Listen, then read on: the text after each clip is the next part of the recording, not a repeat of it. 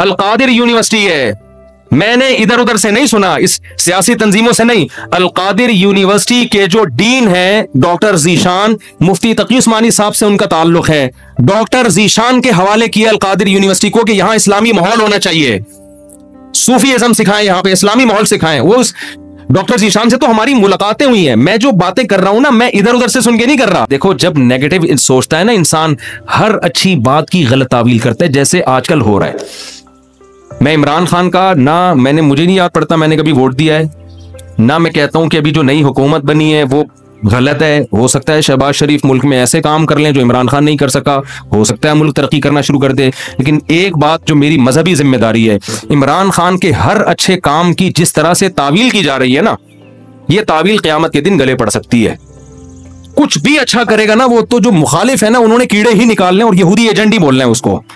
ये चीज कल क़यामत के दिन तुम्हारे गले पड़ सकती है। इतनी मुखालफत करो जितनी क़यामत में अफोर्ड कर सकते हो। मैं नहीं कह रहा इमरान खान कामयाब वजीर आजम था, ये मेरा शोबा नहीं है, ना मुझे इसके लिए बहुत नॉलेज चाहिए। अंदर घुसना पड़ेगा, देखना पड़ेगा क्या हो रहा है।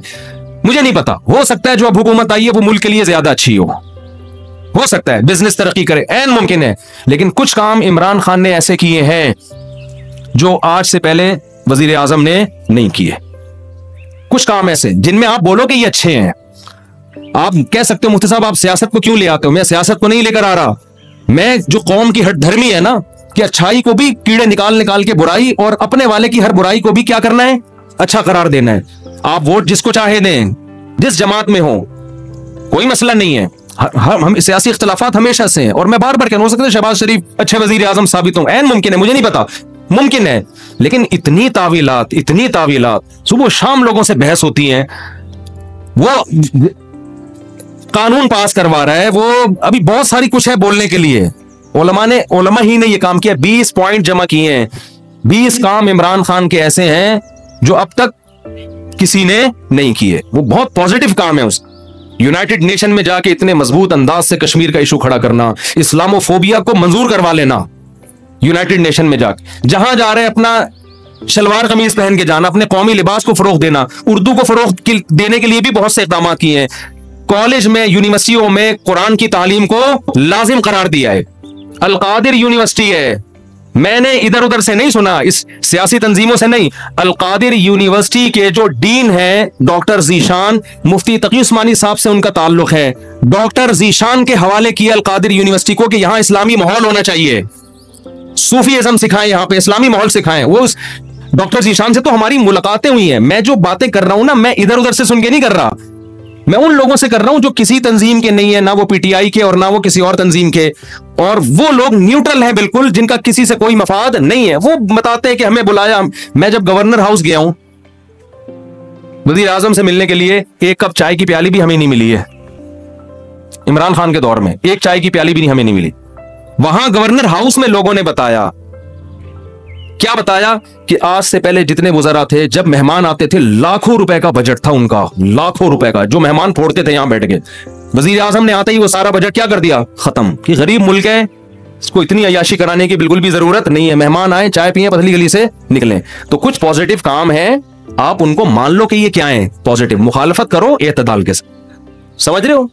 तो मैं फिर कह रहा हूं कि हो सकता है शहबाज शरीफ मुल्क के ज्यादा अच्छे वजीर आजम साबित हो, मुमकिन है। ये मेरा टॉपिक नहीं है। मेरा इतना फर्ज जरूर बनता है कि मुखालफत करो एतदाल से। आप इल्जाम लगाओ कि नाकाम वजीर आजम, उसमें ये खामियां थी, ये खामियां जिसकी वजह से नाकाम हो गया, ठीक है।